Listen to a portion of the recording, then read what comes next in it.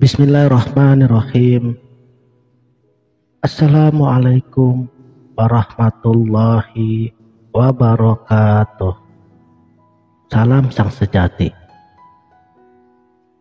Dalam muqaddimah kitab Al-Wabilus Shayyib, Imam Ibnul Qayyim, beliau mengulas 3 cara menjadikan hidup sangat mengagumkan.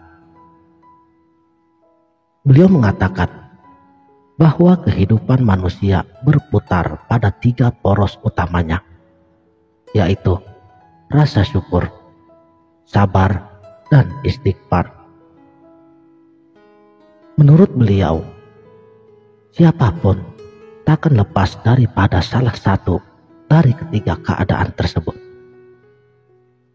Pertama, ia mendapat curahan nikmat yang tidak terhingga dari Allah.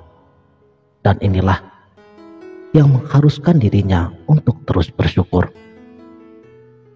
Dan syukur memiliki 3 rukunnya, yang bila ketiganya diamalkan, berarti ia menjadi seorang hamba yang dianggap telah mewujudkan hakikat syukur tersebut. Meskipun kuantitasnya masih jauh daripada kata cukup. Ketiga rukun tersebut adalah: pertama, mengakui di dalam hatinya bahwa nikmat tersebut dari Allah. Kedua, mengucapkannya dengan lisan. Ketiga, menggunakan kenikmatan tersebut untuk menggapai ridho Allah Subhanahu wa Ta'ala, karena Dialah yang memberikannya. Inilah rukun-rukun syukur yang mesti dipenuhinya. Kedua, boleh jadi Allah mengujinya dengan berbagai macam ujian. Dan kewajiban bagi seorang hamba pada saat itu ialah bersabar. Definisi sabar itu sendiri meliputi kepada 3 keadaan. Pertama, menahan hati daripada perasaan marah, kesal, dan dongkol terhadap ketentuan Allah. Kedua, menahan lisannya daripada berkeluh kesah dan menggerutu akan takdir Allah. Ketiga, menahan anggota badannya daripada perbuatan maksiat, seperti menampar wajah, menyobek pakaian, atau membanting pintu atau piring, dan perbuatan-perbuatan yang lain yang menunjukkan sikap tidak terima terhadap keputusan Allah. Muhammad bin Ahmad bin Muhammad bin Katsir, beliau juga berkata, sebagai penduduk Hijaz, Abu Hasim mengatakan, setiap nikmat yang tidak digunakan untuk mendekatkan diri kepada Allah, itu hanyalah musibah. Mukhallad bin Al-Husain, beliau pun menegaskan, syukur adalah dengan meninggalkan maksiat. Jadi intinya, seseorang dinamakan bersyukur ketika ia memenuhi 3 rukun syukur tersebut. Pertama, mengakui nikmat secara batin di dalam hatinya, membicarakan nikmat tersebut secara zahir di dalam lisannya, dan menggunakan nikmat tersebut pada tempat-tempat yang Allah ridhoi dengan anggota badannya. Dan perlu kita pahami bahwa Allah menguji hamba-hambanya bukan karena Dia ingin membinasakan si hamba, namun untuk mengetes sejauh mana penghambaan terhadap Allah Subhanahu wa Ta'ala.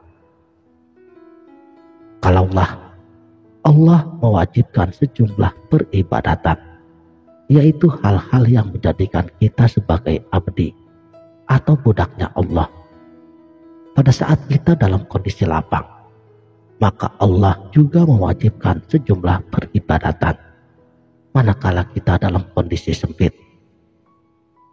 Banyak orang yang ringan untuk melakukan peribadatan pada tipe yang pertama, karena biasanya hal tersebut selaras dengan keinginannya. Akan tetapi, yang lebih penting dan yang utama adalah peribadatan pada tipe yang kedua, yang seringkali tidak selaras dengan keinginan yang bersangkutan. Al-Imam Ibnul Qayyim, beliau lantas mencontohkan seperti berwudu di musim panas menggunakan air dingin, mempergauli istri yang cantik yang dicintai, memberi nafkah kepada anak istrinya di saat banyak uang adalah ibadah. Demikian pula berwudu dengan sempurna dengan air dingin di musim yang dingin dan menafkahi anak istrinya di saat kondisi ekonomi sedang terjepit, itu pun termasuk ibadah. Tetapi nilainya begitu jauh antara ibadah tipe pertama dengan ibadah tipe kedua. Dan yang kedua justru jauh lebih bernilai dibandingkan dengan yang pertama. Karena itulah ibadah yang sesungguhnya, yang membuktikan penghambaan bagi seorang hamba kepada Khalik-Nya. Oleh sebab itu, Allah berjanji akan mencukupi hamba-hambanya. Sebagaimana firman-Nya, bukankah Allah lah yang mencukupi segala kebutuhan hambanya? Surat Az-Zumar ayat 36. Tingkat kecukupan tersebut tentulah berbanding lurus dengan tingkat penghambaan daripada masing-masing seorang hamba. Semakin tinggi ia memperbudak dirinya demi kesenangan Allah, yang konsekuensi utamanya ia sendiri harus mengorbankan kesenangan pribadinya, maka semakin tinggi pula kadar pencukupan yang Allah berikan kepadanya. Akibatnya, sang hamba akan senantiasa dicukupi oleh Allah dan termasuk ke dalam golongan yang Allah sebutkan di dalam firman-Nya.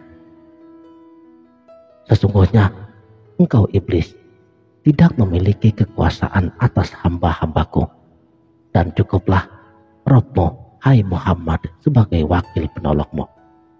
Surat Al-Isra ayat 65. Hamba yang dimaksud pada ayat ini adalah mereka yang mendapatkan pencukupan dari Allah pada ayat sebelumnya, yaitu pada mereka yang benar-benar menghambakan dirinya kepada Allah, baik itu dalam kondisi menyenangkan maupun yang menyusahkannya. Inilah hamba-hamba yang terjaga daripada gangguan setan, alias setan tidak bisa menguasai mereka dan juga menyeret mereka kepada makarnya, kecuali pada saat seorang hamba lengah saja. Sebab bagaimanapun juga, setiap manusia tidak akan bebas 100% daripada gangguan setan selama dia adalah manusia. Dan ia pasti akan termakan oleh bisikan setan, secara cepat maupun lambat. Namun perbedaannya, orang yang benar-benar merealisasikan ubudiyahnya kepada Allah semata, mereka hanya akan terganggu oleh setan bila pada saat dirinya lengah saja, yakni pada saat dirinya tidak bisa menolak gangguan tersebut, dan pada saat dia termakan hasutan setan dan melakukan pelanggaran. Dengan demikian ia akan kembali kepada kondisi berikutnya, yaitu pada cara yang ketiga, beristighfar. Begitu ia melakukan dosa, ia akan segera memohon ampunan kepada Allah. Dan inilah yang merupakan solusi yang luar biasa pada saat seorang hamba terjerumus ke dalam dosa. Bila ia seorang hamba yang bertakwa, ia akan selalu terbayang oleh dosanya tersebut, sehingga dosa yang dilakukannya tadi justru akan berdampak positif terhadap dirinya di kemudian hari. Dan Al-Imam Ibnul Qayyim, beliau lantas menukil ucapan Syekhul Islam Abu Ismail Al-Harawi yang mengatakan bahwa konon para salaf pernah mengatakan, seseorang mungkin melakukan suatu dosa yang karenanya ia masuk jannah, dan ia mungkin melakukan ketaatan yang karenanya ia masuk neraka. Jadi, bila Allah menghendaki kebaikan atas diri seorang hamba, Allah akan menjadikannya terjerumus dalam suatu dosa Padahal sebelumnya ia seorang yang saleh dan gemar beramal saleh. Dan dosa tersebut akan selalu terbayang di depan matanya, mengusik jiwanya, mengganggu tidurnya, dan membuatnya selalu gelisah. Ia takut bahwa kesalehannya tersebut akan sia-sia karena dosa tersebut. Dengan demikian, ia menjadi takluk di hadapan Allah, takut kepadanya, dan mengharap rahmat serta maghfirah-Nya, dan bertaubat kepadanya dengan bersungguh-sungguh. Nah, inilah akibat dosa. Ia terhindar daripada penyakit ujub terhadap kesalehannya sendiri, yang boleh jadi akan membinasakan dirinya. Dan tersebab itulah ia akan masuk ke dalam surganya. Namun sebaliknya, orang yang melakukan suatu amalan besar, ia bisa jadi akan celaka akibat amalnya tersebut, yakni bila ia merasa kagum dengan dirinya yang bisa beramal saleh. Dan kekaguman inilah yang akan membatalkan amalannya dan menjadikannya lupa diri. Maka bila Allah tidak mengujinya dengan suatu dosa yang mendorongnya untuk bertaubat, niscaya orang ini akan celaka dan masuk neraka. Jadi demikianlah, mudah-mudahan nasihat kebijaksanaan para arifillah ini dapat menjadi motivasi bagi kita agar hidup ini menjadi lebih baik daripada hari kemarin. Sekianlah. Terima kasih telah menonton. Sampai jumpa di video berikutnya. Wabillahi taufik wal hidayah. Wassalamualaikum warahmatullahi wabarakatuh.